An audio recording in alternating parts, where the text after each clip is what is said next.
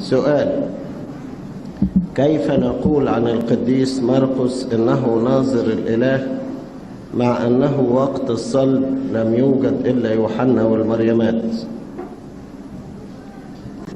صحيح حوالين الصلب كان يوحنا والمريمات، لكن عدم وجود باقي الرسل لا يمنع أنهم نظروا الإله، ومش ضروري نظروه مصلوب، نظروه في وقت آخر. مرقس الرسول بالذات كان بيته أول كنيسة مسيحية في العالم، وده موجود في سفر أعمال الرسل إصحاح 12 آية 12، إن بطرس الرسول بعد ما خرج من السجن ذهب إلى بيت مريم أم يوحنا الملقب مرقس، حيث كان المؤمنون مجتمعين للصلاة.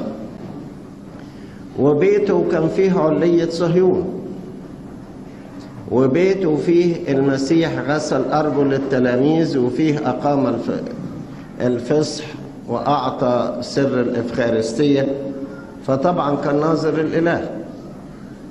وقيل إنه هو كان الشاب اللي لابس رداء على اللحم وهرب أثناء صلب المسيح.